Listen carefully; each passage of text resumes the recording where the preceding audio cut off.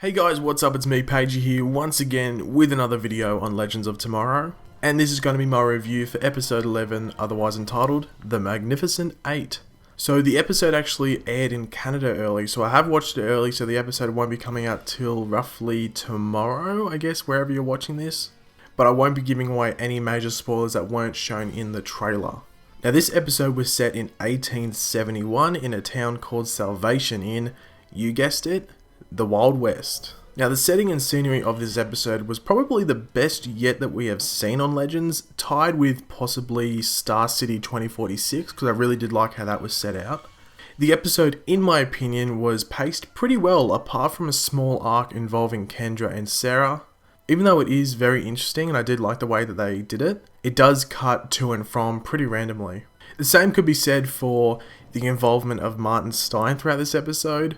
The little mission or arc that he goes on, I don't necessarily think had to be in this episode, and the time spent with him could have been spent elsewhere, possibly with Sarah and Kendra, to blend their little arc better with the rest of the episode. Now, Ray Palmer seemed to enjoy the hell out of himself in this episode, like a bit too much. Now, if you did see the trailer for episode 8, you would have known that he uses the alias John Wayne throughout this episode, which I thought was pretty smart. Now, the big guest star or character for this episode was Jonah Hex, played by Jonathan Shake, I think that's how you pronounce his name.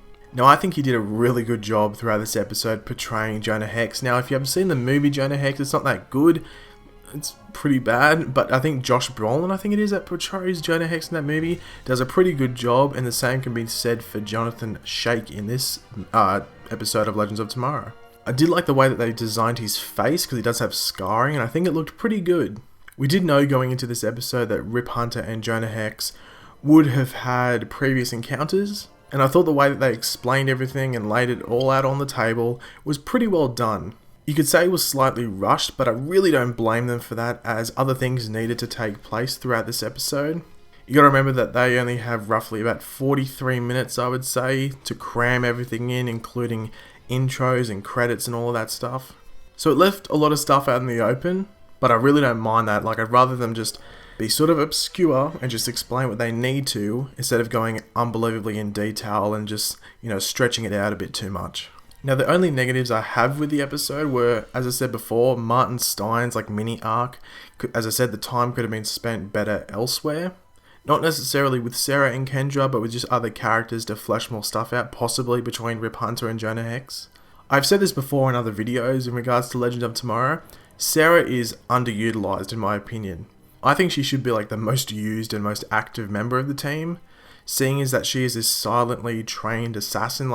She's very useful and she's not used enough. I can understand why they don't use it, because it's meant to be a team so everyone gets even time, but honestly I think they go against that because Kendra has a lot of story time throughout this series. I know it has to do, especially with Carter's death earlier this season, that it's all about that.